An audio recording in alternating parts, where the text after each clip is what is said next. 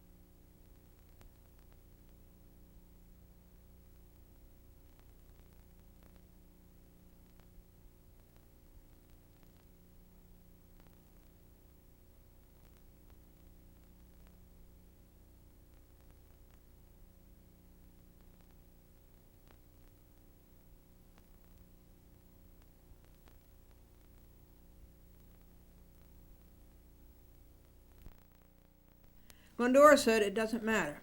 Now, it doesn't matter. Some people are under the misconception that if you tell somebody you don't want to be videotaped, then the person is doing something illegal taping you. Well, that is not so, folks. Do not fall for it. So Astorita thinks he knows the law all of a sudden. And Glendora says, it doesn't matter whether you want to be or not. The law in New York State is that any conversation can be recorded as long as one person knows that it is being recorded. And at his wit's end, Astorita became very angry, and he said, "Do not raise your voice." And Glendora said, she objected to that, and to Astorita's imperialism. And Astorita said, "When you were in my building," Glendora says, "My building?" Glendora said in dismay. "You'll do what I tell you to do." You see that imperialism of Cablevision, that Gestapoism? And Glendora says, "My building? This is the shareholders' building. Indeed, it must belong to the town of Oyster Bay because they're getting it free, tax-free, with a $30 million tax abatement." And losing face in front of all of the toy soldiers that he'd stationed in the lobby, in front of the people at the desk, and in front of anybody else who might have been coming through, Astorita said, "If Glendora and Franklin are not out of the building in 5 minutes, call the police." And then he fled, fugitive that he is. He's always been a fugitive. He fled. Now, I called after him, and he fully heard me.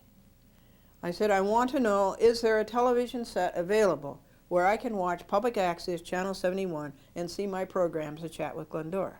He would not answer. He just kept going. That is Bob Astorita for you.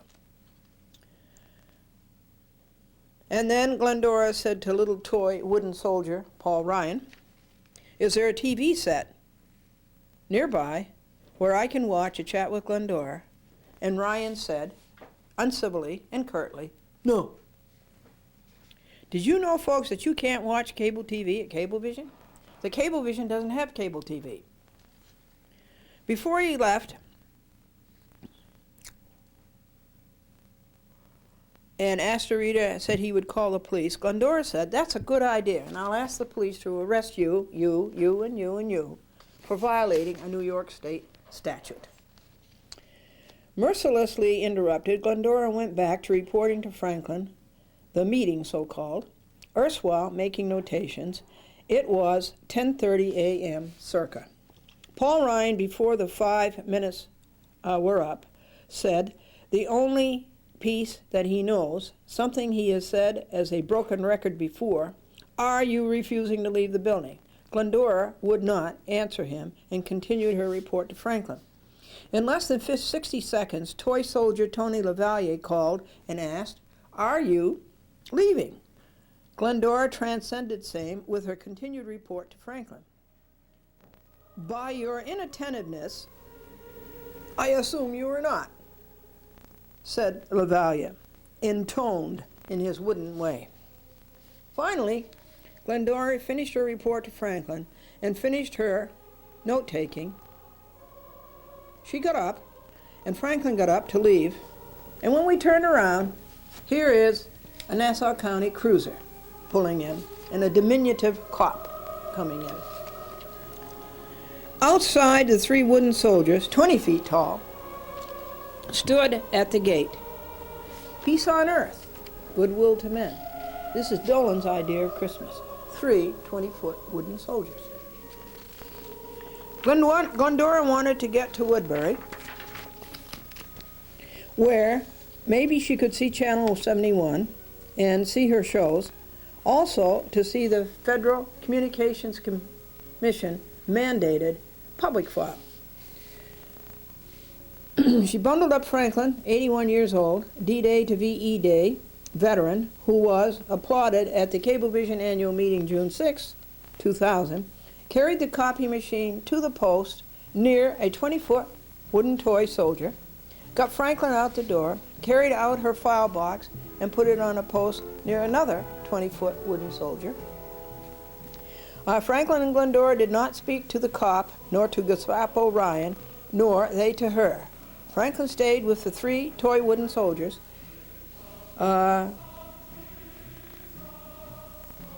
Their backs to the 2 toy wooden soldiers inside, the Nassau County cop and Ryan.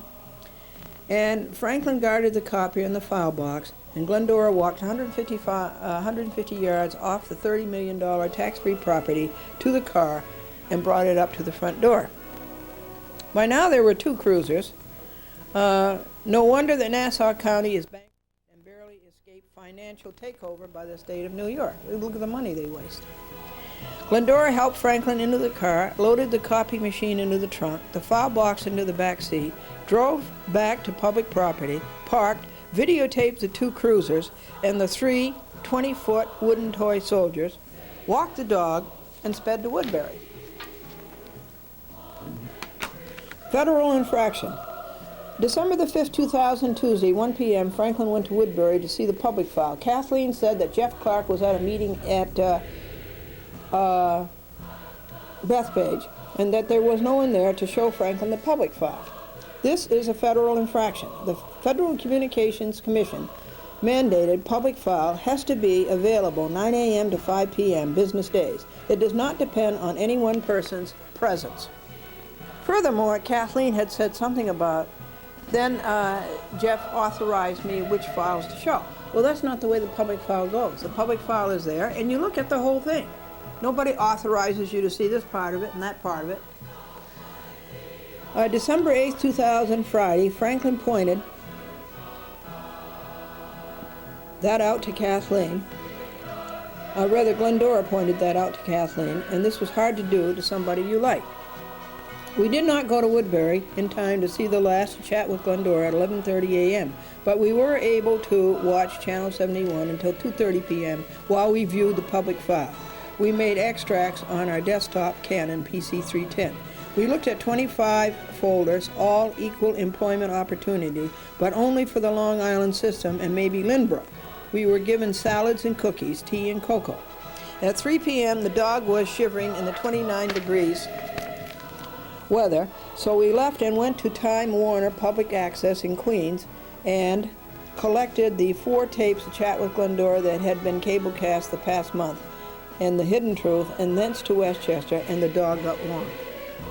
That evening, Glendora videotaped for television what had happened at the Despot Dolan Toy Soldier Fort. Glendora asked to see the shareholder list, and the Hoods called the police. This is what I'm telling the court, the Delaware court. The Former demand was written by Former and notarized by Former. This is incest. Glendora requested Frank Golden in charge of investor relations to give her all the documents upon which the rainbow tracking stock proposal is based. The big fat proposal book says to call and do this. The material Golden gave Glendora is the 1999 annual report. Franklin's telling Katie what he's going to bring her from the store. Gave Glendora is the 1999 annual report, which we have, the 1999 promotion book, which we have, and two other Securities Exchange Commission reports, and the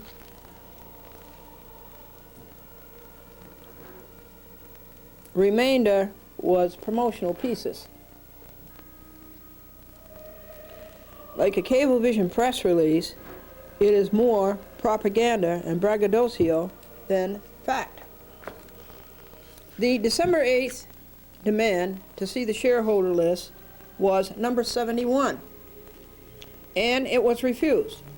Another violation of Section 1350 New York State Business Corporation Law and Section 6 New York State Business Corporation Law and Delaware Law of Corporation, Section 220 and Section 219. Why is it so important, folks, tell me this, to cover up what happens at a shareholder meeting? What is happening at a shareholder meeting that you shouldn't see? That you as subscribers shouldn't see, that you as shareholders shouldn't see, and that you the public shouldn't see? Tell me. What are they doing that you shouldn't see? Further violation is defendant's failure to send Glendora a copy of the bylaws, the certificate of authority by New York State, the minutes of the June 6, 2000 annual meeting D-Day. We have asked for that repeatedly. Former, as an obfuscation, was lying. Glendora did not follow the rules. Not known to anybody, yet look at the laws they have not followed. They say Glendora is not following the rules, and this is a lie. They say Glendora is not following the rules, but look at the laws that they don't follow. Look at the laws that they don't follow. What is it, folks? You get so rich that you're above the law, and you don't have to follow it? Glendora was there on time for the meeting, and Christmas Day is the 46th wedding anniversary of Glendora and Franklin. Remember, Glendora cannot see the shareholder list because she is poor. Remember that? I read you that in the order to show cause. Glendora incorporates herein all statements made in her November 3rd complaint, her memoranda 1, 2, 3, 4, and her order to show cause as if fully stated herein, and with effect full force as if fully stated herein. Under penalty of perjury, Glendora has told you the truth, the whole truth, and nothing but the truth, so help her God. She always has.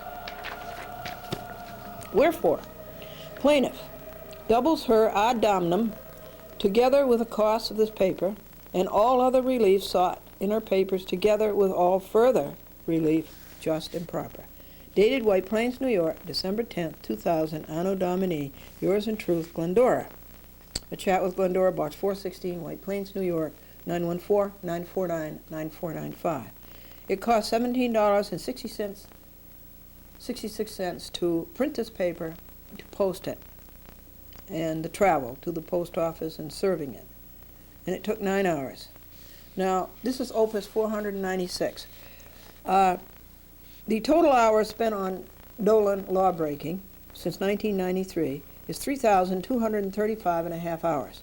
The total money in print, post, and travel, $15,399.20. The file is 23,758 pages.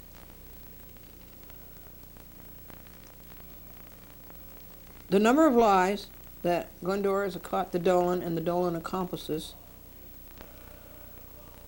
in are 1,385 lies, 64 volumes,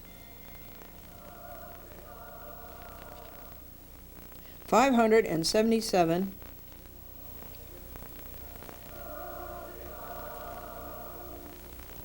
TV reports, 420 mailings, and 7 years, 1 week, and 6 volumes. Glendora had another 20 questions to ask Dolan, but again, she was censored. 30 pages of the big fat book proposing the rainbow tracking stock have been written by Glendora opposing the rainbow tracking stock, have been written by Glendora refuting. She cannot afford to copy them for court and all parties, but here are a few. One could read War and Peace faster than it would take to read this big fat book. Here's the picture of Charles Dolan and James Dolan that I showed you. It was in the annual report.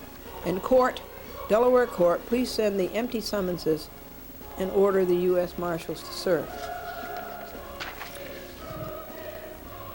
And the name of the book is I Hate, Loathe, Despise, Abhor, and Detest, the Rainbow Tracking Stock Proposal. And here are some of my refutations of same. That page, second page, the third page, a fourth page, a fifth page, and that ends the paper. Now, the plan is for Franklin to serve this personally at Cablevision headquarters at 1111 Stewart Avenue, Bethpage, tomorrow, Tuesday, December 12th. And then he will serve, those will be the defendants, Charles F. Dolan, James L. Dolan, Robert S. Lemley, Cablevision Systems Corporation, Charles Former, Victoria D. Salhouse, Secretary Maureen, Paul Ryan, Tony LaValia, Robert Astorita. And then the other defendants, Chase Millen, their lawyer for hire, Satterley, Stevens, Burke and Robert Callaghy, and Thomas J. Hillgartner, they will be served by U.S. mail.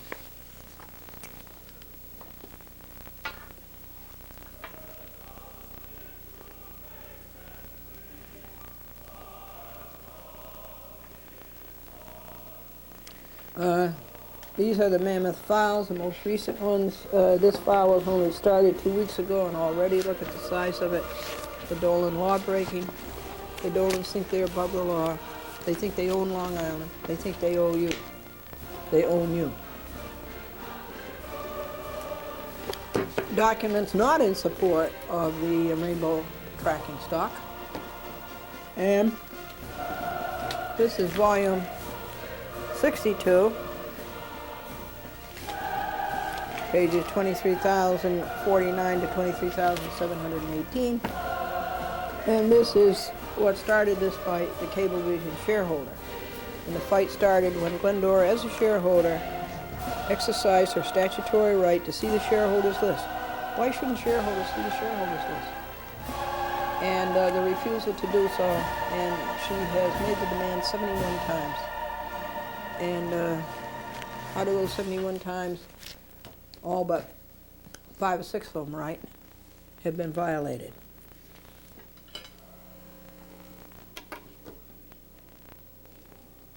Gee, we ought to tell some jokes. We ought to have a laugh. Wait just a second. Bill said that he bought a calculator with a built-in memory, and you turn it on one day, and it said, "What about yesterday when you tried to balance your checking account and you slammed me down on the table?" And Annette says that every summer we send our kids to the most reliable and the least expensive place that we know of. It's called Camp Grandma. And at camp, the swimming instructor was so sick, they sent the golf pro to take his place, and the kid said, "I almost drowned. He kept telling me to keep my head down." And John and his wife are trying something new this summer by sending the dog to camp and the kids to obedience school. And when Harry picked up his kids at camp, he said, Were any of the kids homesick? And his little boy says, yeah, some of them, the ones who have dogs. And Don says with all these fancy gadgets they have coming out on cars that somebody ought to invent a windshield wiper that will not hold a parking ticket. Walt says he's found a great way to beat inflation. When he gets on the Long Island Expressway, he turns off the motor, then he lets all of the rest of the cars push him to work.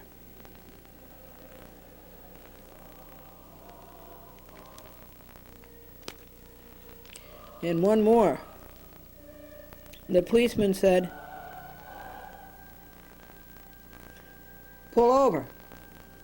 You don't have a taillight. And the motorist pulled over, and he got out of the car, and he looked in the rear, and he began to cry and shiver and shake, and the cop says, hey, come on, it's not that bad, you just don't have a taillight. And the man says, it's not that. Where's my trailer and my wife? One more thing about summer camp. Summer camp is where you spend $1,000 so your kid can bring you home a 50-cent pot holder. So here's volume 63. Shareholder, Cablevision shareholder. Here's a great big fat book. And I'll read one page for today, Monday, and one page for tomorrow, Tuesday, in advance.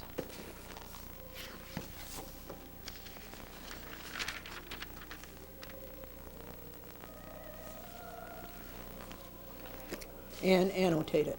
Here comes the Katy kitten. Yeah, Frankie gone to the store to get you what you want. Yeah. He'll be right back, Katy kitten. You know, it's hard to read Katy kitten when you're sitting on the pages. You know? We are up to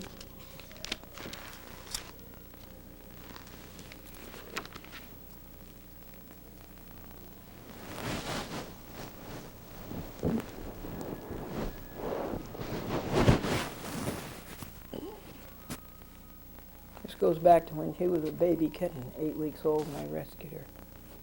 I used to hold her like this.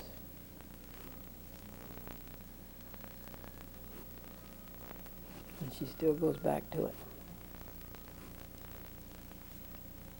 Let's see what's going on. Let's tear this page out.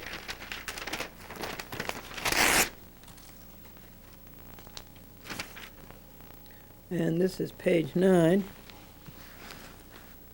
Arrangements with NBC.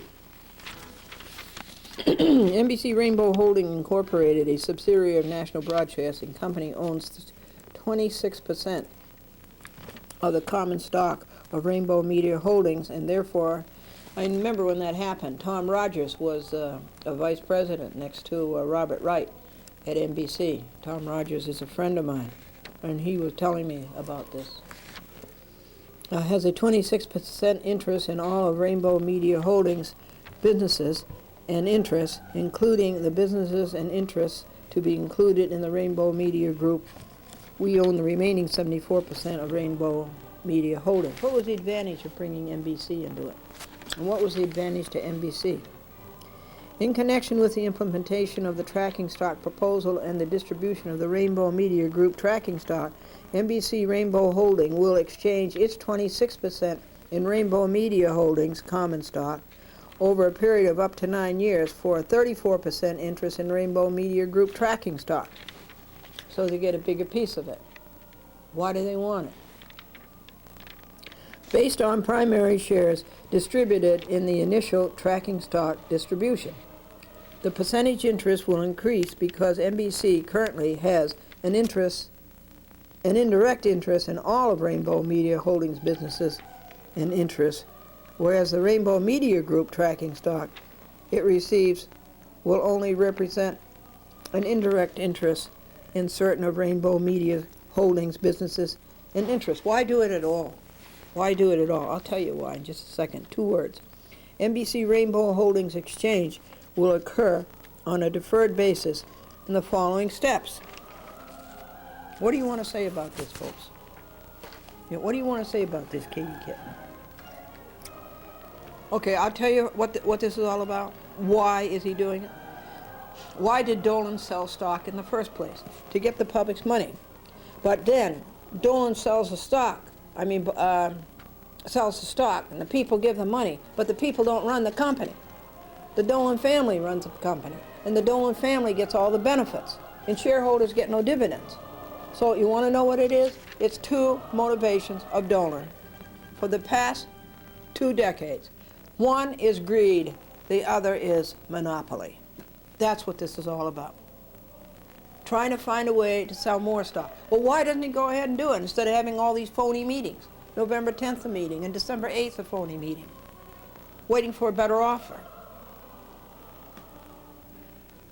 Do you trust what is going on here for manipulation? These agreements permit NBC to exchange into the tracking stock over time, but ensure the economics of such transfer to us and our stockholders are as if the exchange occurred at the time of the tracking stock distribution to our common stockholders. Another subterfuge. And he says to us. He means to Dolans. He says to stockholders. He doesn't mean to stockholders. He means to the Dolan family. We are on page 10. The Rainbow Media Group. The chart on page 8 of this proxy statement highlights each of the businesses and interests attributed to the Rainbow Media Group. The following chart sets forth each of the Rainbow Media Group's programming businesses and subscriber information as of June 30th, 2000. You are a subscriber. Programming businesses. National Entertainment Programming Networks. American Movie Classics. Bravo. The Independent Film Channel. Romance Classics. Much Music. Regional Sports Networks. Fox Sports Net, Ohio and Cincinnati. Fox Sports Net, New England.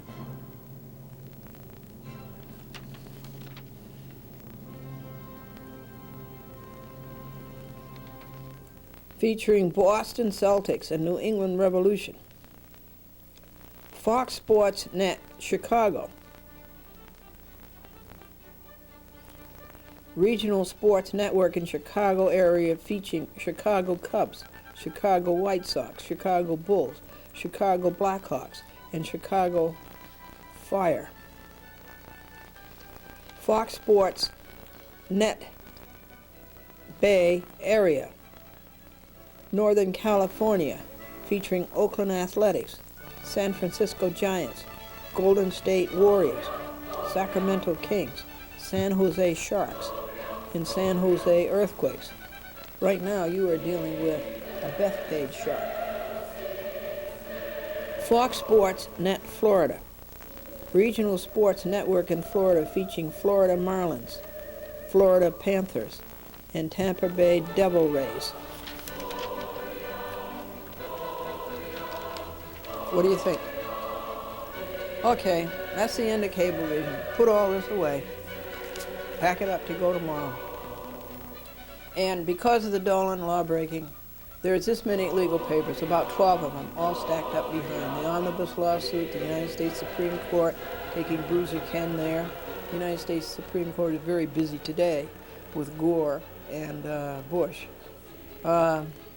The Indianapolis court, the St. Louis court, another Cablevision law-breaking situation. The Little Rock court, Goldberg's newsletter. Well, at least there's 12 of them. They'd all be done now if it hadn't been for Dolan's breaking the law, covering it up, lying, stealing, and cheating, and for Dolan's greed and Dolan's monopolizing. Time is 11 a.m. on December 11th, Monday.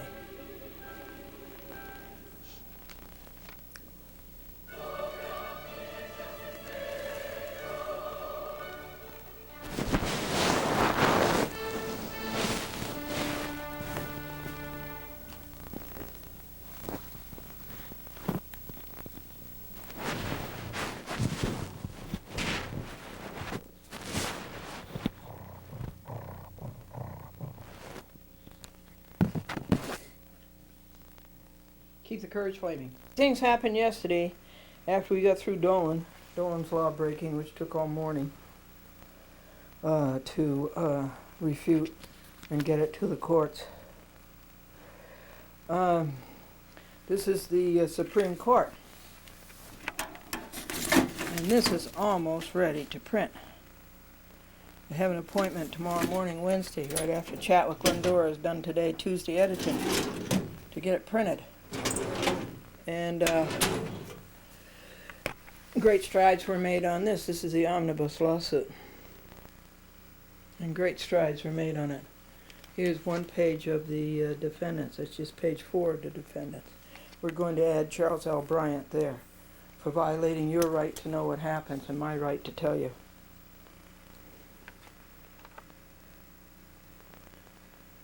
And then Franklin did his U.S. Supreme Court. His is pretty much done. Mine is pretty much done because I located the lousy decision of Nina Gershon, the traitor to the USA. Franklin's work is piled up. And we made it to bedtime, 8:30. And I got up at 4:15. That pile on the desk is hopeless, on the living room desk. It's about 12 legal papers. But fortunately, no legal papers came in the mail yesterday, Monday, December the 11th.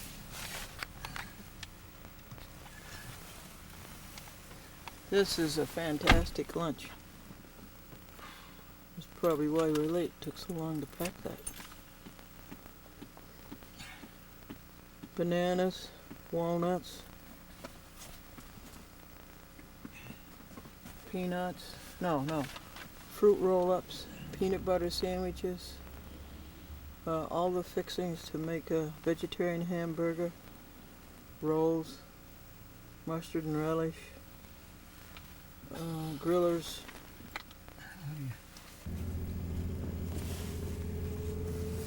Thinks the seat should be back. I want to try it close to the dashboard so Rusty doesn't fall, or maybe it's not a good idea.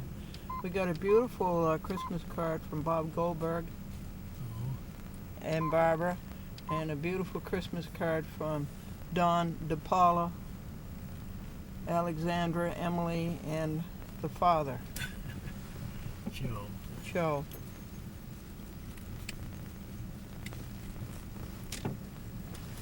That's not Judge DePaula. Paulus. Oh, DePaulus. And so anyhow, and then sugar cookies, fresh out of the oven, and water. Very nice. Oh, it's a good lunch. And then Rusty's lunch is in the front seat with him. He's got a nice lunch packed for him.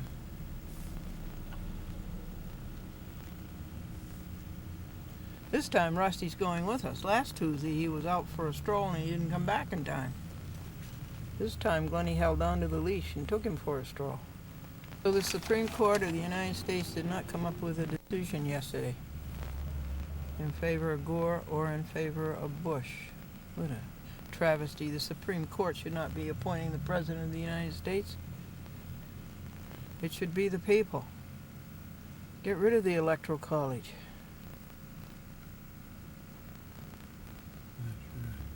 We should have had Gene Crescenzi give us a dissertation on this update. He told us about it Saturday, but now what about Sunday, Monday, and Tuesday? We worked on the U.S. Supreme Court, Bruiser Ken, for, oh my goodness, from 1 o'clock to 4 o'clock, 2 of us, 6 hours. We've worked on it a half an hour a day now for 65 days. It's over 2 months. November, October. You have 90 days after the crazy appellate court messes everything up, i.e. order, quote, unquote. You have 90 days to get it in, regardless of the mandate. They've never sent a mandate. And of course, it's a nullity anyhow, because it was never signed by a judge. You think that's how Rusty always finds his way? Because he watches so carefully out the windshield?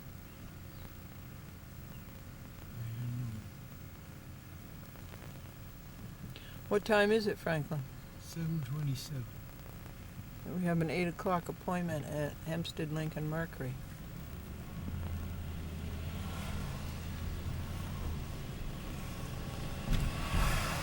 Be glad when these coupons are over. 10 free lubes and oil change and filter. I'll be glad when it's over.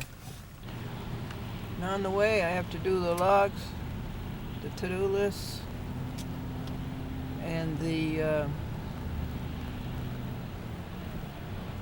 Pray Tuesday.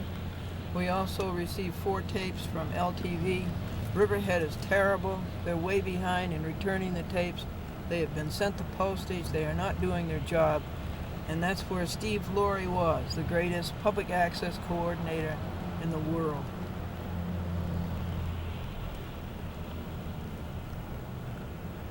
And I don't have time to get after them. No, he wasn't LTV.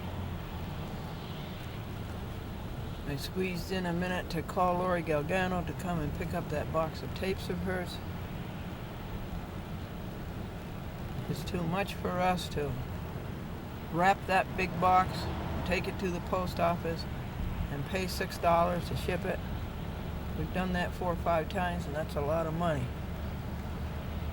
So I'm leaving the tapes at Lynbrook. They're open until 9:30.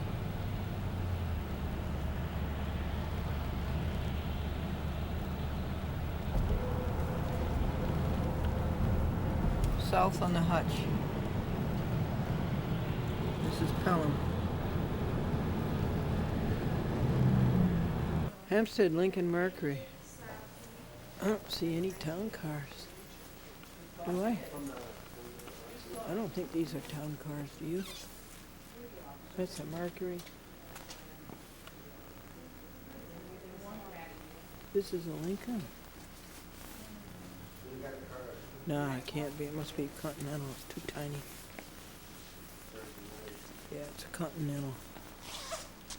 Ah, that's a Mercury. Lincoln should look like.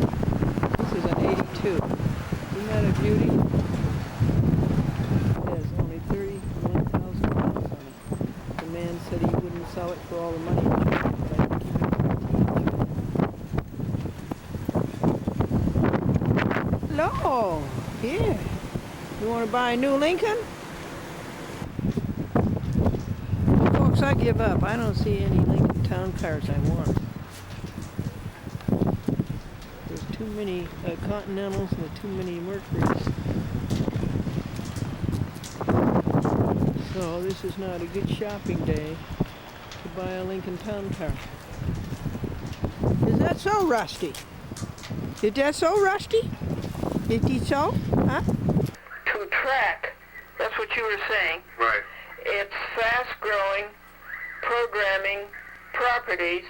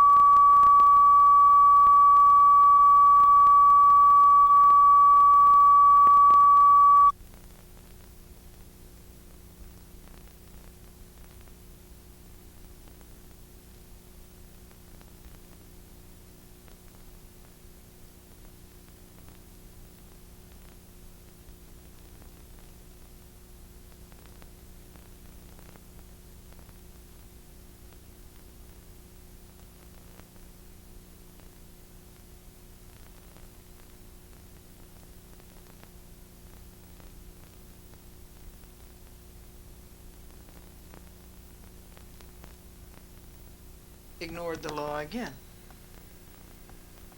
He just ignored the law again. Charles Doan, you see, is above the law. Now, Franklin served on forma the 10 copies of the amended complaint, and then Franklin went to the Hicksville post office and served the other copies on Chase Mellon and Hillgartner, Satterley, Stevens, Burke, and Burke, and Callaghy. It's really work to sue Callaghy and Satterley, Stevens, Burke, and Burke. They have to stay out of it, and that's good. That's really good. And it must make them seethe. And then Franklin went to the public file up at Woodbury, and Charles Formas showed his obnoxious face up there, and Franklin saw the 7 files in the second file drawer, the public file, and this was folders number 1, 2, 3, 4, 5, 6, and 7, all about equal employment opportunity, and the last 3 were the reports to the Cable TV Commission, and the years are around about 1993, 94, and 95. However, Franklin, and he brought back 4 tapes that had been played on the cable TV. That morning there were programs, A Chat with Glendora on Public Access, Channel 71, and I saw Zabby on Channel 71, and I liked that very much, what she was saying about Cablevision. So we packed up, organized, and loaded. When with Rusty, we headed north and west at 5:10 p.m., arrived home at 5:50 in terrible winds. Terrible winds. You see, that's because we had 40 degrees, and then all of a sudden it goes down to 22, and then the warm air rises, and the cold air rushes in and takes the place of the warm air. And that's why you get those awful winds. So I took Rusty for a walk, and I didn't fall in the ditch this time. We came home and we did the chores, and took care of the cats and the dog, and by 8:10 p.m. I was in bed and asleep with the alarm set for 3, and the radio played for 3:25 until 3:25, and the Supreme Court at 10 o'clock made their useless decision and in favor of Bush, and remanded the case to the Florida Supreme Court. Saying that there wasn't equal protection. Well, I don't see there was equal protection of Gore either. And at 3:30 finally I got up, and by 4 o'clock I was dressed, and I started the Supreme Court. U.S. Supreme Court, Bruiser Ken, our petition for writ of certiorari. I got the appendix done, and the next thing was to insert what Clinton thought about the Dr. Lee case and about the U.S. attorneys and Janet Reno. And then the next step was to make a master of Glendora's, which is something like 80 pages or 80 sheets, 160 pages, and make a master of Franklin's, which was easy. And then Franklin did the envelopes, and I added up the hours and the dollars. It was 53 hours, and it was something like $50. And then to file paginate hours and dollars, Bruiser Ken, and put down all of the stats. And those will be read to you. I can't read the paper to you because there's only the masters, and they have gone to be printed. They are not here. And so belatedly, I got the morning chores done, and now it's a beautiful sunny day. And I turned on my camcorder here, my Canon camcorder. This little fella. And he won't play. He keeps coming up eject, and I wasted about an hour on it. I cannot make it engage and record, do anything, because it keeps ejecting. I called Walter Letow to see if he had a solution. He really didn't. He said to bring it over to Lake Success and they'd send it to Jamesburg. But That's no suggestion. So now I'm back to using the VME1, the 1987 camcorder, and it's so heavy compared to the other one. Alright, so the next job, after all of those delays, is 12:30 p.m. and the next job is to assign these programs, 9 of them. 1, 2, 3, 4, 5, 6, 7, 8, 9 to cable companies. It's 2:50 p.m. and the is a stack to be mailed. Everything's been labeled, every cable company has a tape, and the tape, that pile to the right are all specials for Amy Van Horn, and then the pile of 3 will be delivered by hand: Harrison, New Rochelle, and White Plains Public Access, and the big 3/4 inch is the Bronx. This edition is no good. These are 2 tapes to be recycled. These are 3 archives, and those 3 go back into the satchel.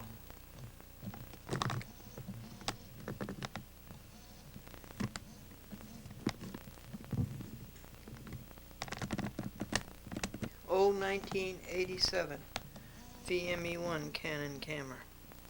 And I can't see in the viewfinder the way I can in the other one, and of course this camera requires so much light.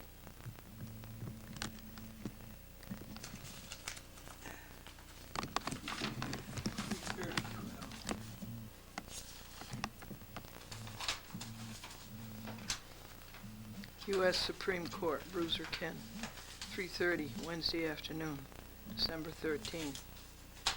5 tapes are wrapped. Got done. Franklin printed it, and he collated it, and he stapled it, and it was served at 4:30 p.m.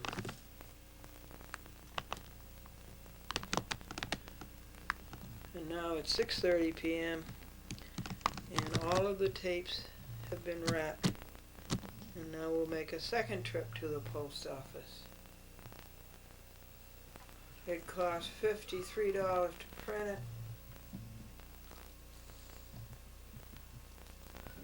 Cost about $60 to mail it. This is Thursday morning, December 14th, and it looks like the next move is to buy a new camcorder. This is good, but the new camcorders are way ahead of it in color and image. So the battery of the old 1987 camcorder is all charged, and all of the tapes got wrapped, and they were all taken to the post office and mailed last night around 7 o'clock. The next job is to do the to-do lists, which are impossible every day, and the logs, and then to label all of the tapes that will be needed to edit on December 19th. So what kind of a new camera shall we get? I always wanted to be loyal to Canon, but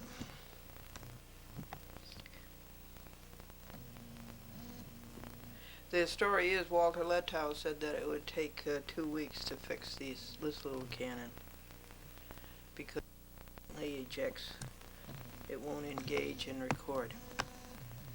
And the time is 6. Folks, I just plugged it in. I just took the tape out of the 1987 camcorder and put it in the 1999 camcorder, and it did engage.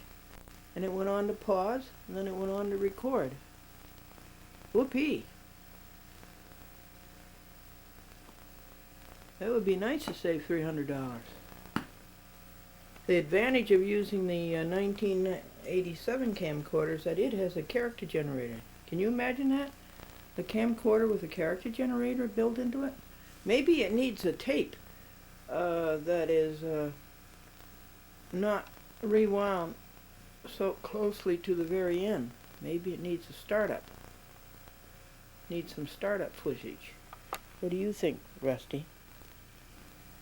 Now I don't have to go out into the freezing rain and look for a new camcorder, because there's lots of videotape today. The paper went into the United States Supreme Court about Bruiser Ken, Edgardo Ramos, Jonah Azrak, Robert Levy, Aileen Ross, Marilyn Goh, Eugene Nickerson, and all their crooks, and Thomas Kwiatkowski and liar Patrick Quinn, Assistant U.S. Marshal, and all of the Pinkertons, and Michael Goldberger, and the 45 other traitors to the United States of America. So it went into the Supreme Court. My, what a big job.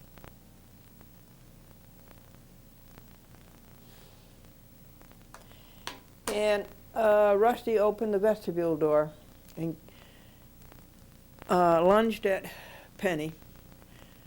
Penny went into a frenzy, slashed my finger, jumped out of my arms, and ran out into the rain. Well, Rusty got a good spanking. And he growled, and he showed his teeth. I can't show my teeth because I haven't put my bridge in. And so he went to his room. And then I went around to the sun porch door, and thank heavens Penny was there in the wet. So now Penny's all right, and Rusty is in his room. His room being the public access pro se museum at the moment. So the morning chores are done, and the next thing is to plan the editing for A Chat with Glendora and label all of the 3/4 inch tapes that will have to be edited on December 19th, and then label all of the VHS tapes. You can't assign the cable systems to which they'll go because you don't know what the contents will be. What's the time? 7:50 on December 14th, Thursday. And here they are. Oh.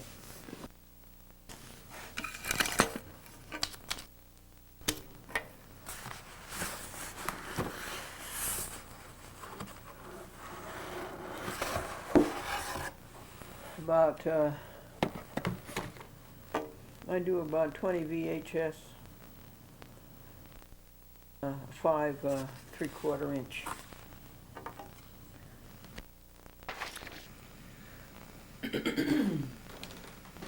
Well, I had the eject problem again.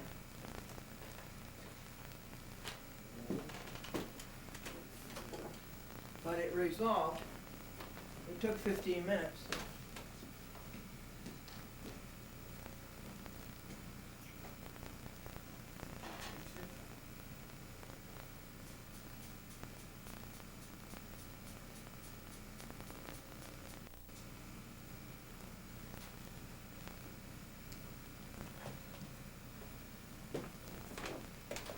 Now it's recording.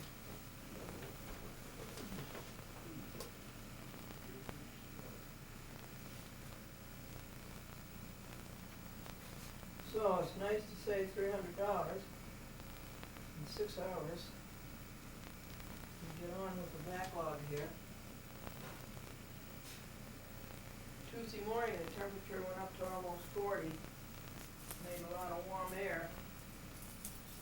And then the temperature drops again, and then the cold air rushes in and pushes the warm air all over the place, and that's why we had winds, and that's why these branches fell off the trees.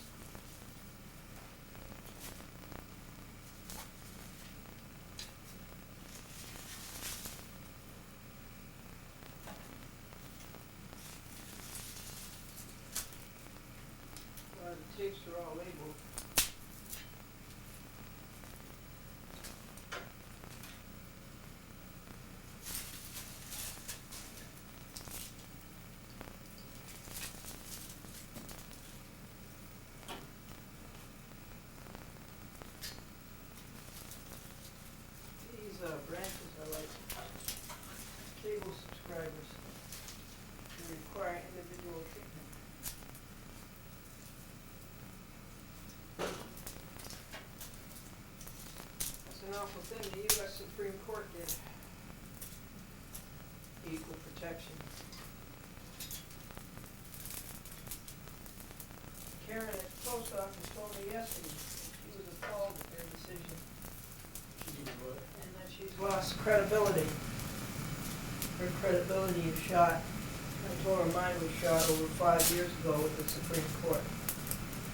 I'm glad now that you people know we're really good for nothing.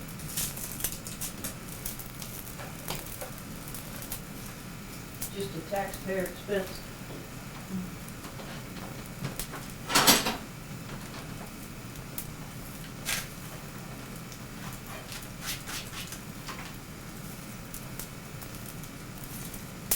This fire looks good, you know, especially when it's cold at Lindbergh. It's agitating. Makes you warm.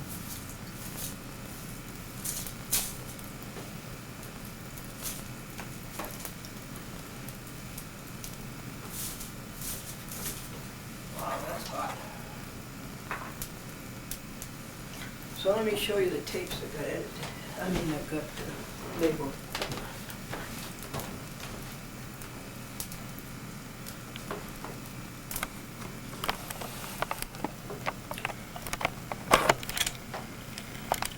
I have to keep my faith in canon. First edition, second, third, fourth, and fifth. Sixth, seventh, eighth, and ninth, whatever editions.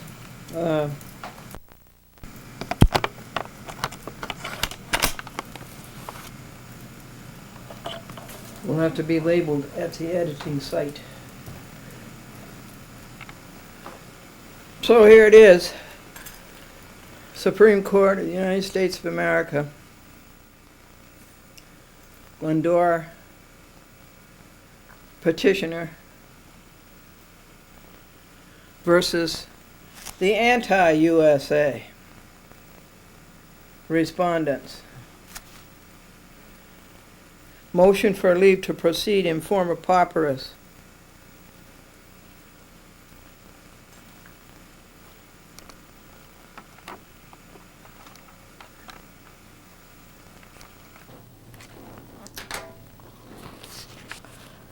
The petitioner asked leave to file the attached petition for a writ of certiorari without prepayment of costs and to proceed in form of papyrus. And you have a cross here. Petitioner has previously been granted leave to proceed in form of papyrus in the following courts: the United States Court of Appeals, Second Circuit, United States District Court, Eastern District of New York, United States District Court, Southern District of New York, and 10 other United States District Courts, and New York State Supreme Court, Westchester County, and many times, and also in Nassau County, and the United States Court of Appeals, 1st, 2nd, 3rd, and 5th.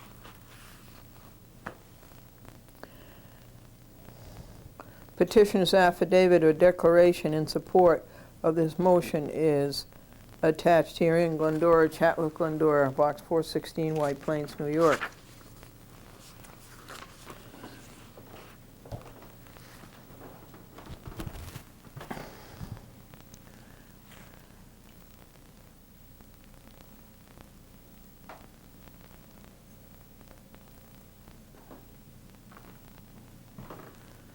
Okay. Glendora's affirmation in support of her motion for IFP. One, under penalty of perjury, Glendora declares she has told you the truth, the whole truth, and nothing but the truth, so help her God. Glendora was declared IFP in the instant case. By the Second Circuit, Glendora was declared IFP in the United States District Court, Eastern District of New York, in the instant case. And this is dated October 19, 2000, Anno Domini, White Plains, New York. It took almost 2 months to write this paper, and this is signed Glendora. And now here is the cover page, which has to be on cardstock. And again, it says Glendora petitioner versus the anti-USA respondents on petition for a writ of certiorari to the United States Court of Appeals for the Second Circuit. And this is a petition for writ of certiorari, Glendora, and the address again. You know what a writ of certiorari is? It's nothing but writing to the Second Circuit. The Supreme Court writes to the Second Circuit and send up the record. We want to review it. And do you think this is going to be granted? No way. You think this petition is going to be granted? No way. Because the Supreme Court of the United States hears only less than 1% of the poor people out there pleading to be heard. That's the Supreme Court of the United States. Now you know how bad they are after what they did with the Gore-Bush thing, and appointed your president when you, the people, are the only ones who have the right to elect a president. So it's a sham. Questions presented. Isn't the job of a United States court ascertaining the truth? 2, isn't a United States District Court there to protect constitutional rights of due process, equal protection of the law, the Fourth Amendment, the right to an Article III judge, speedy trial? Is a United States District Court there to be used for First Amendment retaliation? Isn't a judge supposed to recuse when full of bias and prejudice pursuant to 28 U.S. Code Section 144 and 454? Is the United States District Court supposed to violate 18 U.S. Code Section 1001 along with 65 other conspirators? And let me read you Section 1001. This is the Criminal Code, Title 18, U.S. Code, Section 1001. Whoever, in any matter within this jurisdiction of any department or agency of the United States knowingly and willfully falsifies, conceals, or covers up by any trick, scheme, or device a material fact, or makes any false, fictitious, or fraudulent statements or representations, or makes or uses any false writing or document, knowing the same to contain any false, fictitious, or fraudulent statement or entry, shall be fined under this title or imprisoned not more than 5 years or both. And that's what they all did. And they did it right before your eyes. Bruiser Ken, John McHale, Anthony McHale, Pinkerton number 4, Pinkerton number 5, McCloskey, the president of the CEO of Pinkerton, Brown, the president, Manister, on Jericho Turnpike, a so-called lawyer, Robert Goldberg, another crooked U.S. attorney,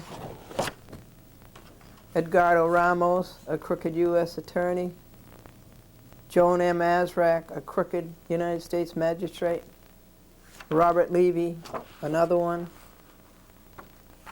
Marilyn DeGoe, another one, Aileen Ross, a crooked United States District Judge, Eastern District of New York, Brooklyn, Eugene H. Nickerson, a crooked United States District Judge in Brooklyn, Nina Gershon, another one,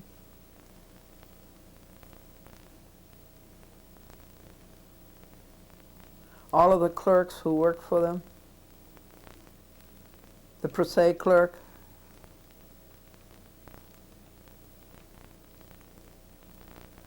all of these people did this. And all of these people were sued for this. Did you see them ending up paying a fine? Did you see them ending up in jail where they belong? No. And on top of that, you have Lucille Carr and Guido Calabrese and Robert Katzman in the Second Circuit. Do you see them ending up in jail and paying a fine? That's what's wrong with our system today. 6, Glendora asks, questions presented. Is a United States District Court supposed to operate a civil RICO? 18 United States Code, Section 1963. An enterprise, money, extortion, harassment, intimidation. Well, that's what the evil Eastern District of New York is, a civil RICO. The first thing they do is find out how much money you've got and go after every bit of it. Is a United States District Court supposed to violate a person's Criminal Justice Act right to a speedy trial? Questions presented. Is deferred prosecution supposed to be denied Franklin and Glendora because they will not drop their civil suit? Suing Bruiser Ken, Deputy Marshal Larry Parker. Oh, he was rewarded by being made a judge. That's what judges are made out of. Crooks. And Patrick Quinn, FBI agent Thomas Kwiatkowski, 3 Pinkerton rent-a-cops, a lying crooked U.S. Attorney Edgardo Ramos and Joseph Conway.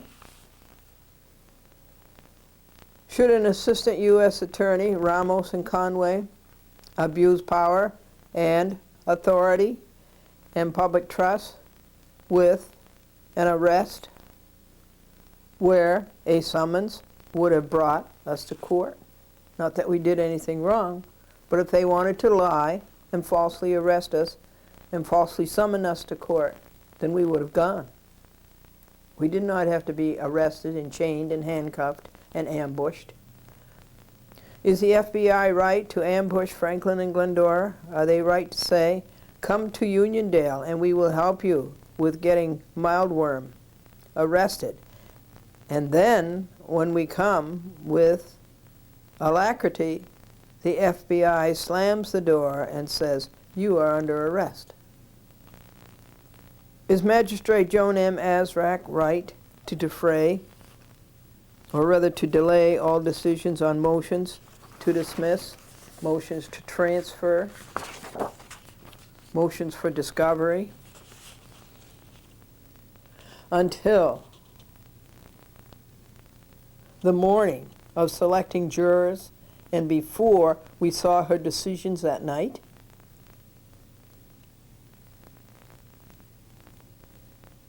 Is she then right to coerce us into signing a 624 consent form for a magistrate? You understand that you have a right to an Article III judge, a United States District Judge, and that a magistrate is just a teacher's helper, and they're terrible. Every one of them is terrible. I've never met a good one. And so what this is saying that I made several motions to dismiss, to transfer, for my discovery. I made several motions. She never ruled on them throughout the whole litigation. March.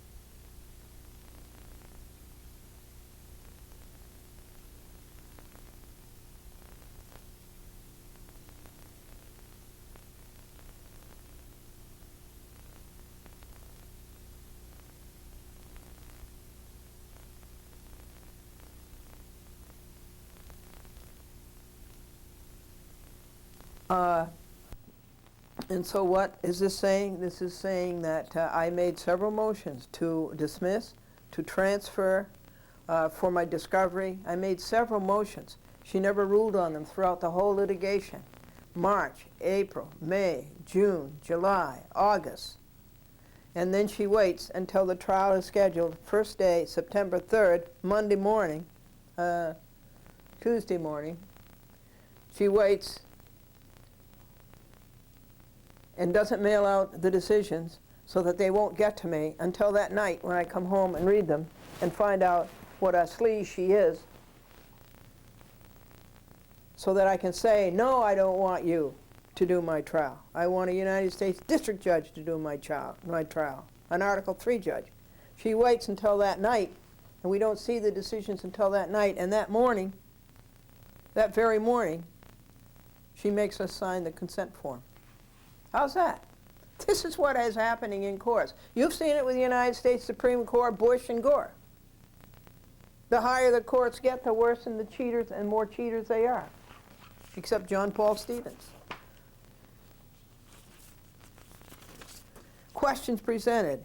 And with no oath under penalty of perjury, the bogus FBI agent is telling the truth, the whole truth, and nothing but the truth. Is Robert M. Levy right to issue warrants for arrests with no probable cause and with no oath by Kwiatkowski? Is this gang of abusers right to rob Franklin and Glendora of their federal rules of criminal procedure right to a probable cause hearing? We were robbed of a probable cause hearing. We could have shown probable cause. We did not touch Bruiser Ken, either one of us. He did all the touching. And he bruised me all over 6 places, and he socked poor Franklin in the jaw. And we both ended up on the floor.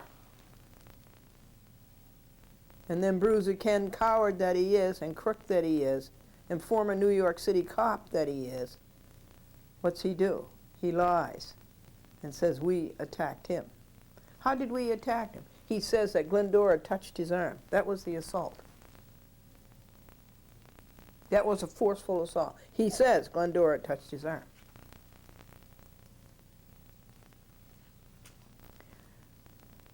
You paid for it, Bruiser Ken. You're going to pay a lot more for it. Is ASRAC right to acquiesce obsequiously to the every demand of the U.S. Attorney because her 8-year appointment is up in 2 months and she wants another appointment for 8 years? That's what's behind it. She will do anything the U.S. Attorney says. And the U.S. Attorney wants Glendora and Franklin put in jail because they got beat up by Bruiser Ken. Is it right for the Chief Judge, United States District Court, Eastern District of New York, to reappoint ASRAC before the term expires, to do it without waiting for the public's input, to do it secretively? Is that right, folks? Was it right for ASRAC to censor and edit Glendora's videotape of the 6 bruises that Bruiser Ken inflicted upon her? 1, 2, 4 on the wrist? Was it right for ASRAC to preclude all of Glendora's witnesses? Was it right for ASRAC repeatedly to truncate Glendora's cross-examination of Ramos's lying witnesses? Was it right for ASRAC at summation to keep saying she did not like long speeches every time Glendora got up to speak and Franklin's legal aide got up to speak? What's ASRAC doing, folks? Yeah, she's doing everything the U.S. Attorney says, so she wants that reappointment for 8 years. This is the kind of rot that you have in black robes, in benches, in courts. And this is a United States federal district court. Was ASRAC right to preclude Glendora's calling News 12 as outside witnesses when they were there February the 18th, 1997, 9:25 a.m. to 10:40 a.m. and saw Bruiser Ken beat up Franklin and Glendora? Was it right for the Assistant U.S. Attorney to present only buddies of decades of Bruiser Ken and to present not one outside witness? Was it right for every witness to lie under oath, to make up stories, to speak imaginaries and say things that never happened? That's what 1001 is. Title 18 U.S. Code 1001. But do you see them paying a fine? Do you see them going to jail? Do you see people getting justice? Was Azraq right to pressure Glendora about her penetrating cross-examination of Bruiser Ken? Was it right for Azraq, Assistant U.S. Attorney Edgardo Ramos, to make up stories and to play act because he had no facts to support his selective prosecution? Was it right for the U.S. Attorney's Office to refuse our request 28 times to arrest Bruiser Ken for double criminal assault? When Glendora and Franklin filed charges against Bruiser Ken for double criminal assault with the Long Island Police, Nassau County, were the U.S. Attorney and the FBI right to rob the file and forbid the county from prosecuting criminal Bruiser Ken? Bruiser Ken was to be their star liar. That he did not assault Franklin and Glendora, but that he was assaulted.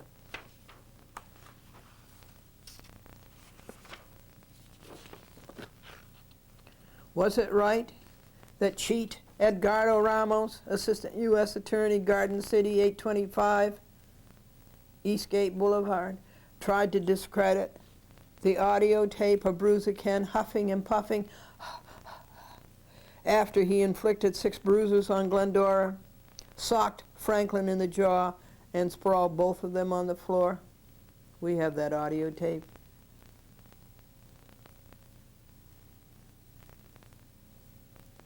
Don't go over there again, Kenny. Calm down, Kenny. Calm down, Kenny. You're not going over there again. You stay here.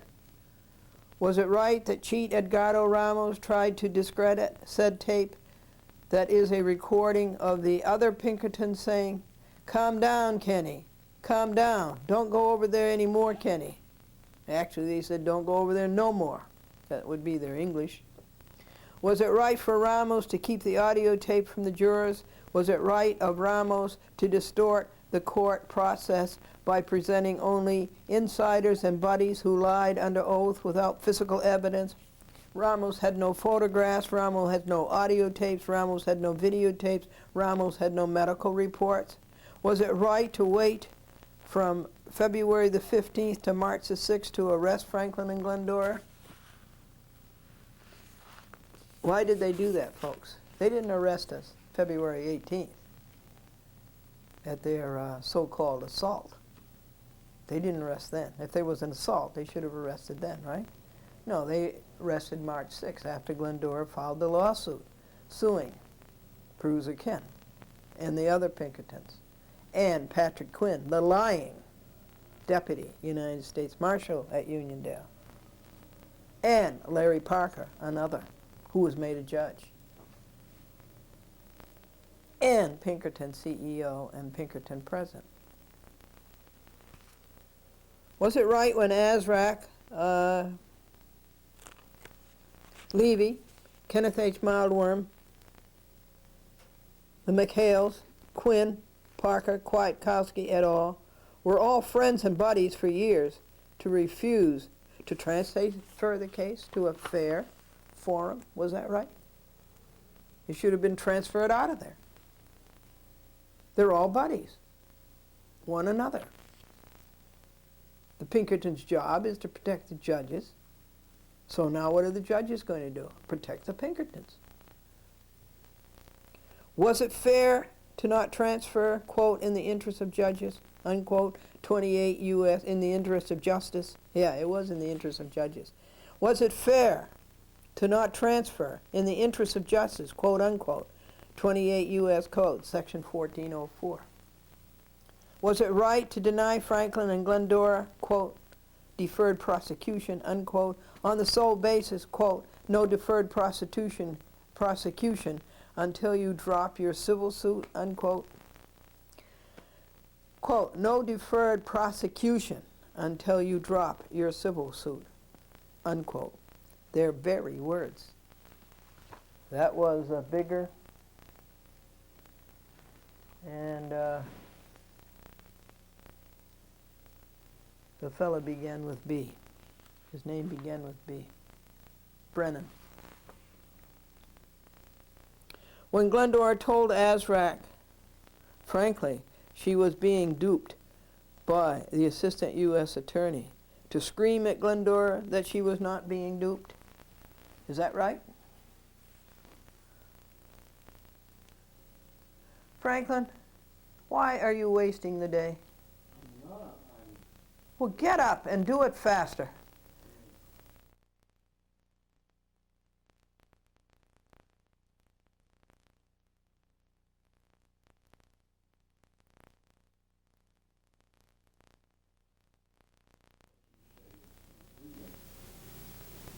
Because what is written here is brilliant. It was a great call. It was a great call to expose them. We're up to page K. What does that mean? 1, 2, 3, 4, 5. It means we take a break after we finish the other side of it. Now, we'll finish the questions presented.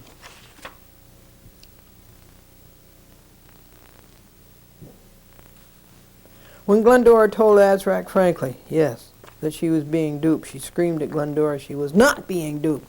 Was it right Azraq and Murray tried to coerce Glendora and Franklin into waiving their speedy trial rights? They even tried that. They even tried to trick us into that. They thought we wouldn't know the difference. We thought we wouldn't know the law. At the fake sentencing, April 1998, was it right for Azraq to say, she was downwardly departing and then upwardly depart? In other words, there shouldn't have been any sentence, of course, anyway. The person who should have been sentenced was Brutus Ken. Is it right for Azraq to violate the law and tax Glendora's Social Security, Glendora's sole income, other than $9 a year, stock dividends? Is it right for Joan M. Azraq, a mere magistrate, teacher's helper, to violate the American Disabilities Act? Is it right for the United States Court of Appeals Second Circuit to fail to ascertain the truth also? Is it right for the United States Court of Appeals Second to fail the real United States of America and simply and crookedly and stupidly rubber stamp the traitorship of the evil Eastern District of New York? Is it right for the United States Supreme Court to fail its duty to America and to totally be useless, correcting the miscarriages of justice perpetrated by your corrupt siblings in the circuit courts? Is it right for you to do 1% of the job you are there to do and leave over 7,000 Americans a year unprotected? Is it right for you to prohibit the poor and rob them prospectively of 28 U.S. Code informa pauperis on civil petitions for a writ? They won't take any civil petitions. They had to take this one because it's criminal. It's fake criminal, but they had to take it. And they robbed me prospectively of all civil petitions for writ of certiorari.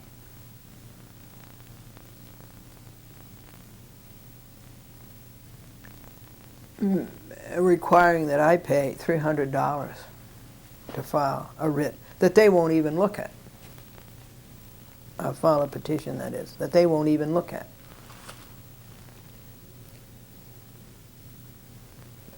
Is it right that money is important, more important than justice to you, and to bargain for $300 times 7,000 people ignored a year equals $2,100,000? They want citizens to pay $2,100,000, 7,000 petitions, which they won't even look at. Is that what Article 3 is for? We need a real United States Supreme Court. What we have is zilch. And you saw that in Gore Bush Tuesday night. Is it right that the Eastern District of New York should be an enterprise who threaten and intimidate and who extort money from the public in 18 U.S. Code, Section 1963, Civil RICO? Those are the questions presented to the United States Supreme Court, which, of course, they won't even look at. But where else do you go? What else do you have? The next topic in a while I'll read to you is the list of parties. And this is no party, believe me.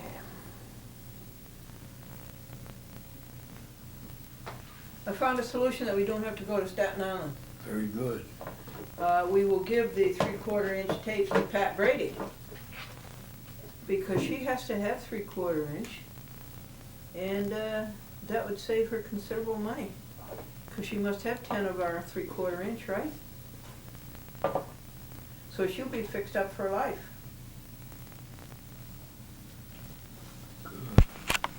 Did you hear that, folks? We'll give, instead of going to Staten Island and picking up the 3/4 inch, we'll give them to Pat Brady, Staten Island Public Access. We'll give them to her as a thank you for what she's done for us. Do you folks over in Staten Island see a chat with Glendora? Do you see Katie Cat? Hi, Katie Cat. This is for Pat Galino. He's trying to learn the names of our cats. Katie Kitten, Penny Penelope Penguin, because she has a tuxedo, and Ginny Virginia.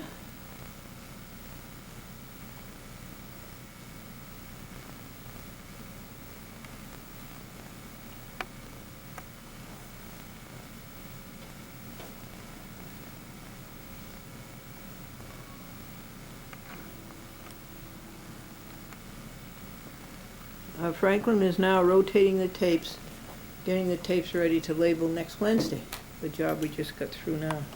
There's the backpack. The camcorder #1 Canon is working. I was wrong to give to give up faith in it. And we had to move the 1980 Lincoln from the Thursday side of the street for the street cleaner, so I took Rusty for a spin. Now he's gone out for a stroll.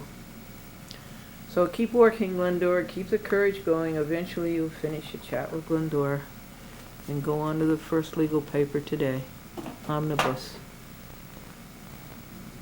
The job right now is to put the graphics, what's on each page, on index cards. I make a list of them while I'm editing. Editing is really too busy to do this. But anyway, I make the, but that's when they're made. When the program is being edited, that's when the graphics are made. And so this is the 6th disc. And there's about 250 graphics, pages on each disc. And so when I get home, I have to transfer them to the disc.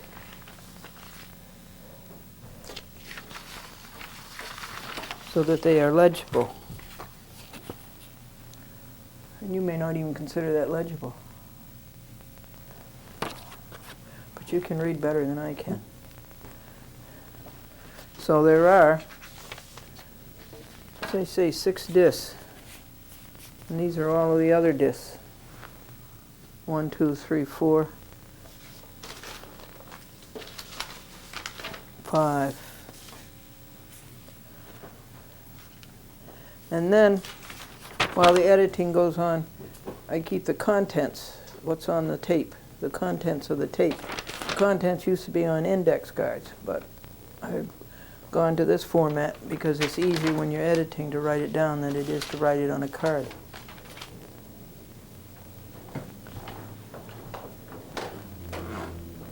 Any special that has come back from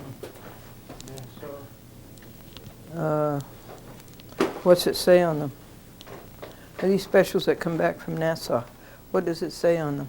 Well, they were all edited in November. Does it say Van Horn special? It's been a special. Yeah. Uh-huh. That's what it would be. Have they been aired? Well, yes. They have. Not aired, they've been cablecast.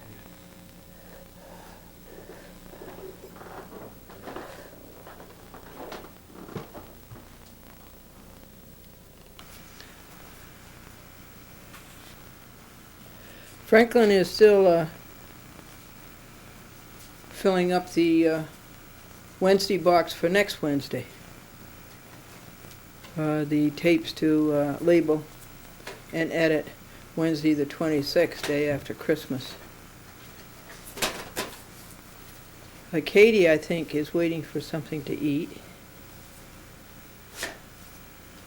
And here's the contents on index cards. This goes for shows number 2800, and now we're up to 3000 almost, 2990. What are we going to do to celebrate the 3000th public access show, Chatwood?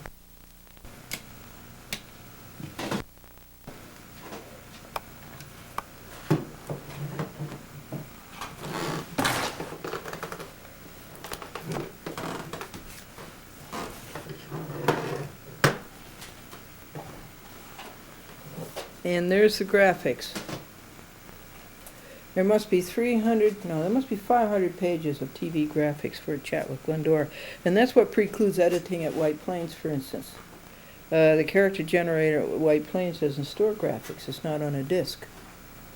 In this way, we have 6 disks at Lynbrook on the Chiron.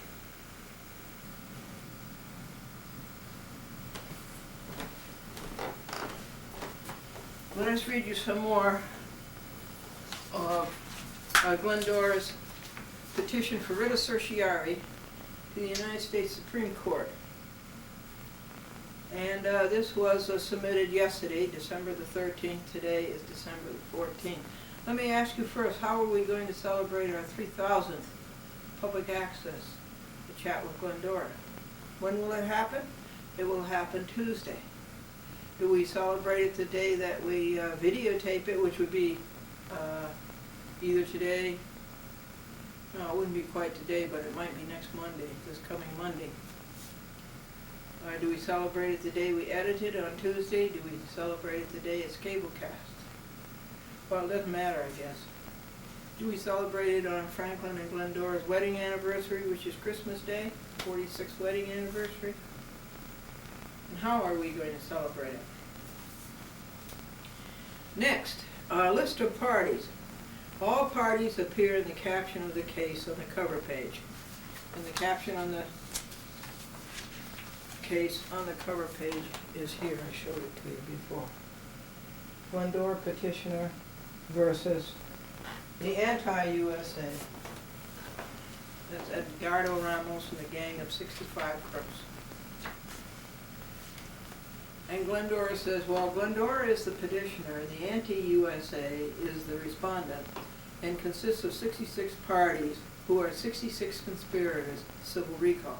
Bruiser Ken, Kenneth H. Mildworm, a Pinkerton, Anthony McHale, a Pinkerton, John McHale, a Pinkerton, 3 John Does at the metal detector who refused to identify themselves, more cowards, former New York City cops, Patrick Quinn, a lying United States Deputy Marshal, James McCloskey, CEO, no account, Pinkerton, Dennis Brown, President, no account, Pinkerton. Now you know the Pinkertons have always been bad people. Where was the first Pinkerton, who was the first bodyguard for a president, Secret Service? Where was he the night that Abraham Lincoln was shot? He was supposed to be in Ford Theater, and he was supposed to be protecting the president, and he was off fleeing somewhere. And Abraham Lincoln was shot by John Booth. Joseph Derby, a Pinkerton who robbed Glendora of her audio tape evidence before Robert Hall in the United States Bankruptcy Court, where Glendora won 87 cents on the dollar against Scott Lord. Edgardo Ramos, a cheater, assistant U.S. attorney, Eastern District of New York. Thomas Kwiatkowski, an ambushing, fraudulent Bureau of Investigation agent. And he's sort of like a part-timer. I don't think he's a real one. I think he's just one for rent. Robert somebody, McCarthy.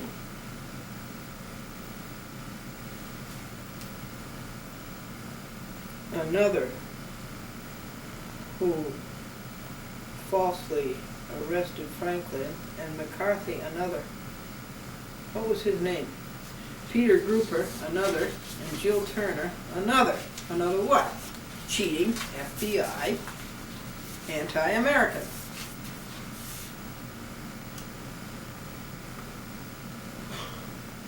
Who went through Glendora's briefcase and robbed Glendora of everything that Glendora had. Joseph Conway, another assistant U.S. attorney, who, and Glendora has this on audio tape, lied 4 times at trial under oath. And then blank blank, another FBI Gestapo, Eastern District of New York, Brooklyn, who did not identify herself. Oh yeah, she was down in Brooklyn. I think she did identify herself, and I think I forgot the name. 5 gangsters in the bowels underground at 225 Cadman Plaza East, where Kwiatkowski lied, quote, "I have a prisoner," unquote. He never should have said that. I was not a prisoner. Robert M. Levy, a mock magistrate who denied the Fourth Amendment rights of Glendora and Franklin, probable cause and an oath under penalty of perjury that Kwiatkowski was telling the truth. His other offense is that he issued a warrant for arrest when a summons would have done it just as fine. His law clerk, who also betrayed the USA, her name was Laurie.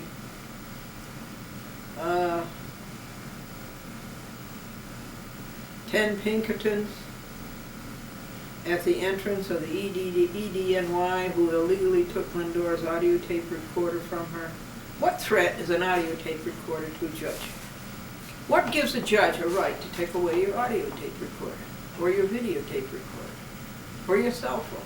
What gives a judge a right to do that? Nothing!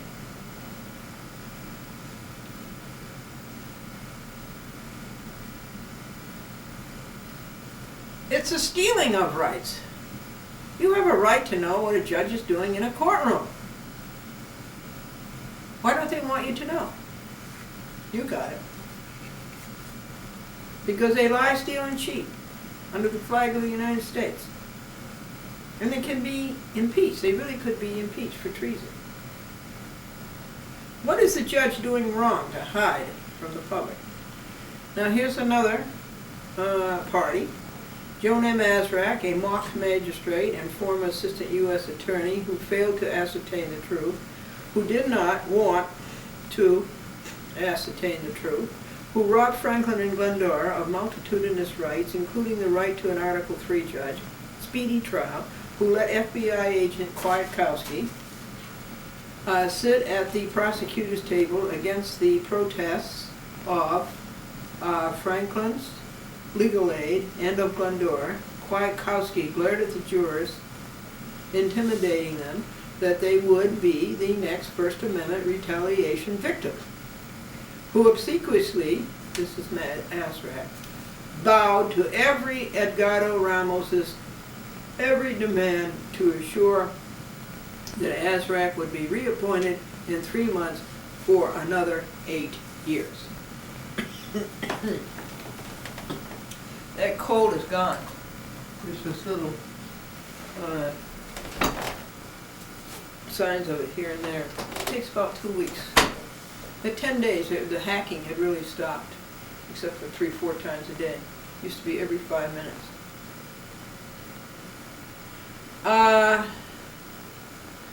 Azraq, who would be reappointed in 3 months for another 8 years, who in self-interest fixed the litigation against Franklin and Glendora and against America, inter alia, as delineated supra and will.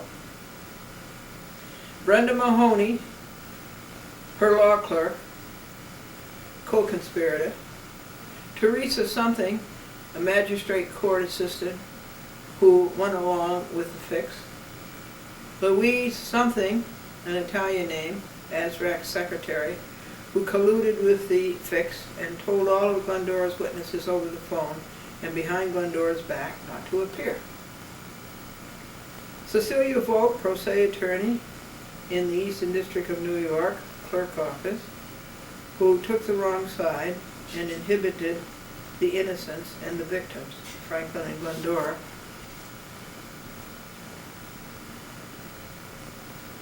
And who was her assistant? She's one of the conspirators. Blank blank, another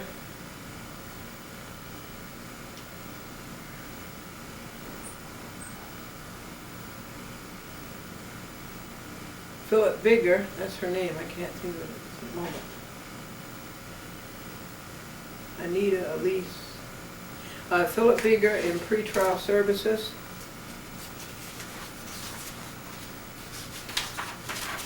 These are some of the conspirators in these crooked courts. Illegally withdrew deferred prosecution unless Franklin and Glendora gave up their civil suits against Pinkerton, Brusican, Ramos, Parker, Quinn, Kwiatkowski, et al. Ralph K. Winter and his gang of clerks at the Second Circuit who kept shafting our appeals and guarantees to conspire against us, 42 U.S. Code Section 1983. If anybody who works for the government denies your civil rights, that's the chapter. That's the verse and section you sue them under. 42 U.S. Code 1993 or 83. And 1985, conspiracy. Nina Gershon, the United States District Judge, Eastern District of New York, whose strings were pulled by the conspirators, listed here too. Jane Ann Murray, legal aid, who did us out of our probable cause hearing, our speedy trial, and an Article 3 judge, inter alia. Stuart Grossman, who ripped off the real government for $80 an hour, $80 an hour. There alone, that tells you how crooked the courts have become. A lawyer should get $80 an hour, and this guy is just a hack. And this is paid by the Criminal Justice Act.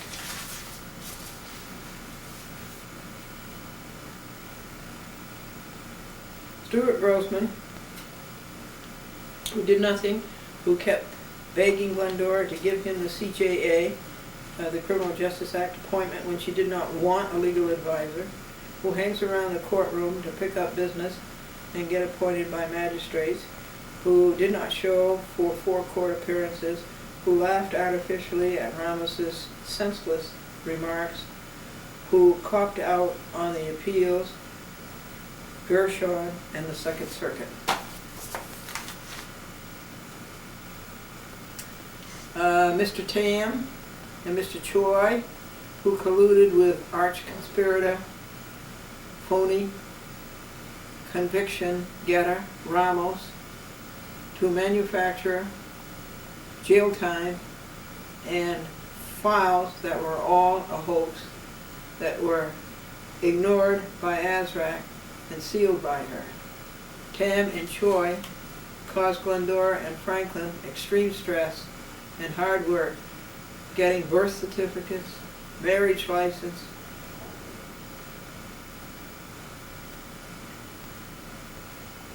diplomas, hours and hours of searching. The violation of privacy was as bad as the KBG and Hitler any day.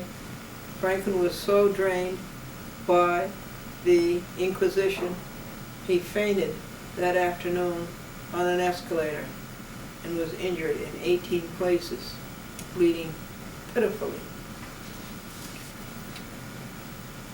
Some of the napkins with which I wiped up the blood, some of these napkins I sent to Azrak, and I sent to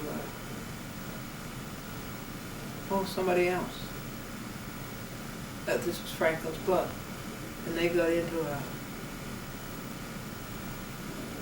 a terrible terror and came and exercised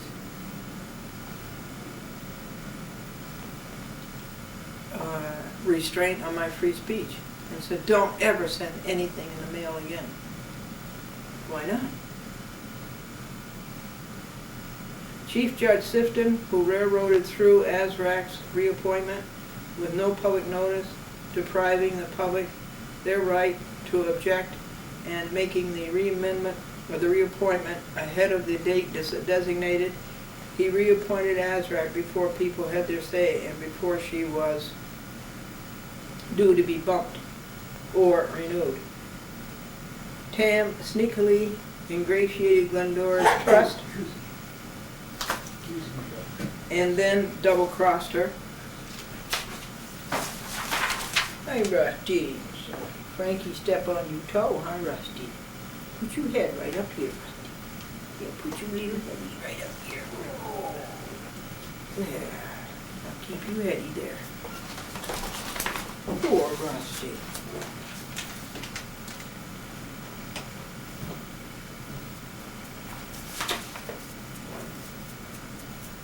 Tam sneakily ingratiated Glendora's trust and then double-crossed her. These people are such squeezes. Marilyn Dolan-Go, who robbed Glendora of her Rule 2637 discovery rights to keep Bruiser Ken and the gang covered up. No depositions, no inspections, no interrogatories. Go did nothing for months. Go was stopped. Michael Goldberger, another assistant U.S. attorney who would not follow the Rule 16 case management rules, who tried to antagonize Glendora to invite an ambush arrest, who lied 300 times. Typically an assistant U.S. attorney. Todd J. Manister, a liar for hire for Pinkerton, court illiterate. He knows nothing about courts. Aline R. Ross, another U.S. district judge, who sold her soul so badly she ran away and hid. She recused and refused. Why? All of their deceiving law clerks and pompous underlings, Eugene H. Nickerson and his two lawyers, clerks, that would be Hillary and Indira, who made fools of themselves 200 ways to fictionalize a dismissal and to betray their country. Mark Mafucci and Daniel J. Sheridan, who tried to make Glendora confess to a machination of Charles L. Bryant, another U.S. district judge. They connived, I guess. No, they cornered Glendora alone in their office and tried for 2 hours to make her say she did something she did not. They demanded an answer October 12, 1998, Columbus Day.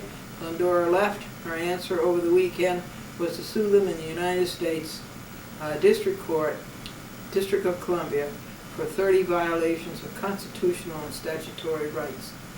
They dropped the matter and requested the phony probation, quote-unquote, be transferred to Hopog. They finally all gave up on the probation, Azrak, Ramos, Sheridan, Mafucci, Hopog. The probation, quote-unquote, was zapped long before it was up. Colin Cassidy, legal aid, who did not even take the first step. Is Ramos telling the truth? She didn't even take that first step.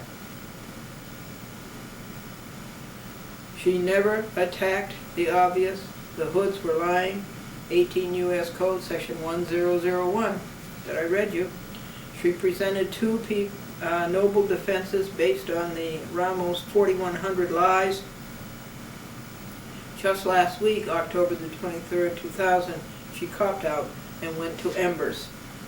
She would not write an en banc, a petition for en banc of Calabresi's crooked decision, or whatever it's called. It's an order, but it's a nullity because it's not signed by a judge. It's just signed by a clerk. So anyway, she wouldn't go en banc on that, and she wouldn't go to the U.S. Supreme Court on that. So she copped out. Mescal, who recused, he should have come in and done the fight for right.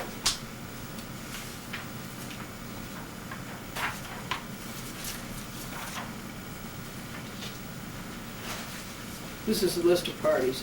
The clerks of the Second Circuit who know the charade well and clutch a weekly paycheck for it. Katzman, a new kid on the bench, learning the ropes, how to betray America. No Caliber Calabresi,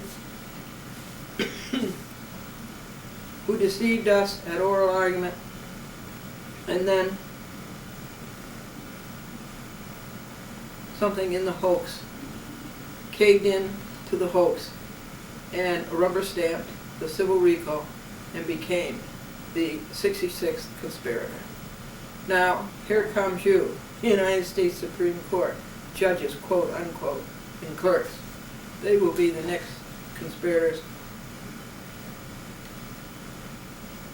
So they won't even hear this. Well, it's 4:30 p.m. And where have I been since I read to you 8 pages of the U.S. Supreme Court? I've been working on this. This was 5 days behind, a half an hour a day. This is the omnibus lawsuit, wherein about 45 judges are being taken to court for breaking federal laws.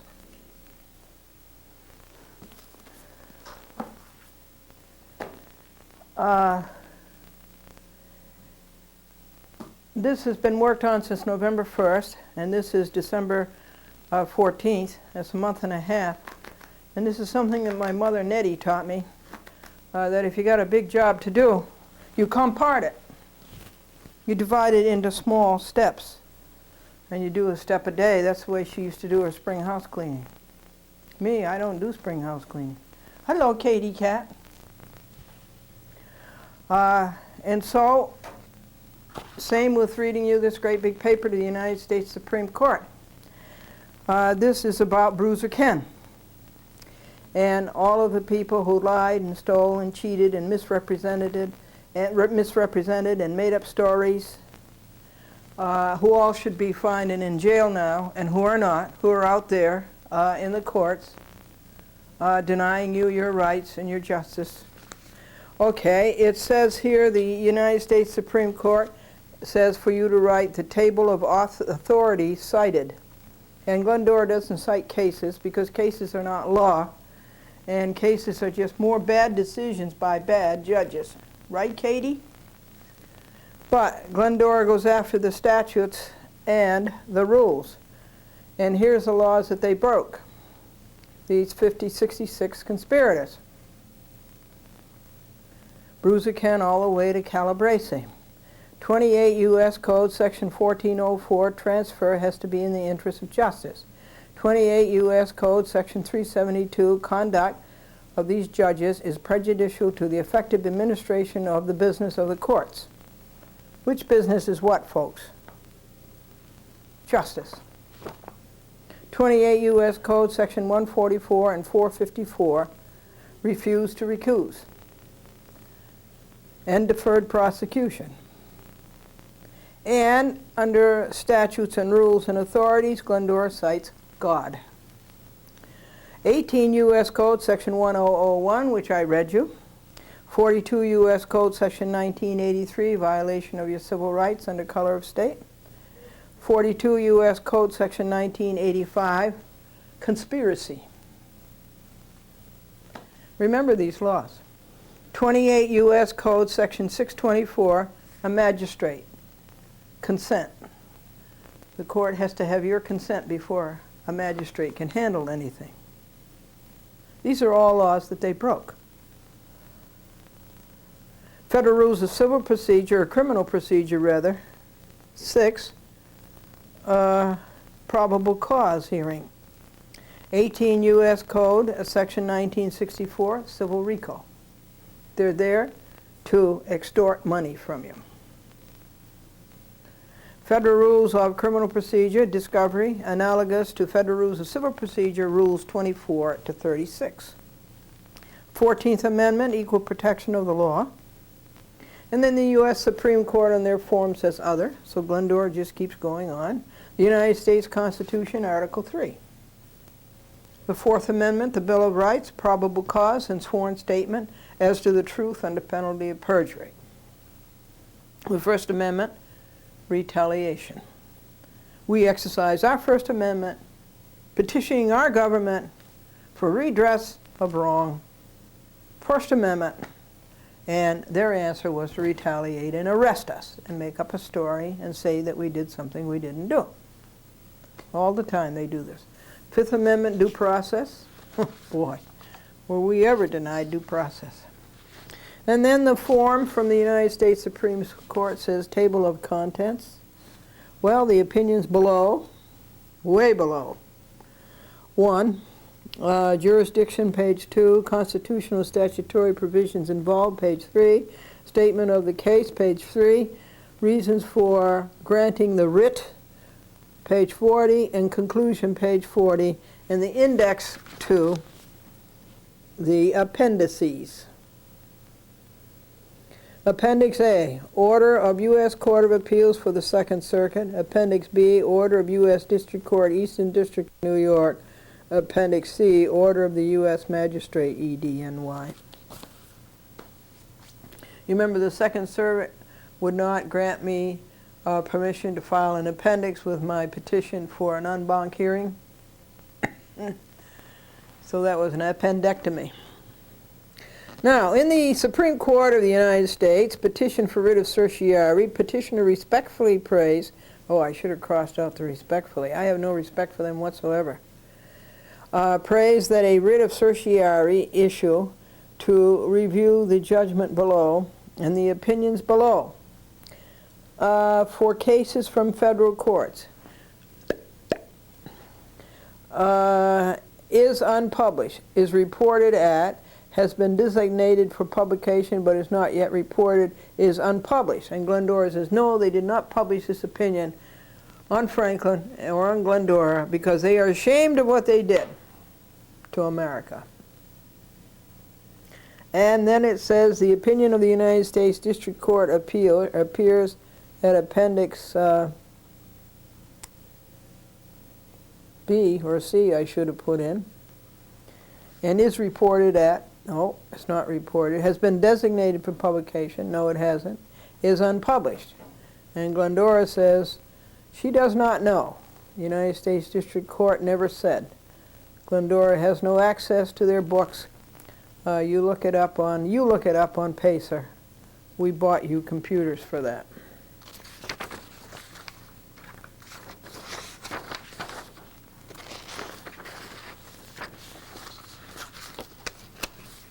Page 2, jurisdiction. For cases from federal courts, the date on which the United States Court of Appeals decided, quote, and I put it in quotes, my case, was September 20th, 2000. It was decided before we even submitted the briefs. Yeah, I hope they catch that. Well, now, Katie, you are hungry, right? Yes, she just said yes. Franklin? Franklin? Yes? Could you feed the Katie cat? No? She's a nice cat, you know. She deserves to be fed. A timely petition for rehearing was denied by the United States Court of Appeals on the following date, blank, blank. Well, it wasn't denied. The Second Circuit is loafing as usual and has not done the en banc yet.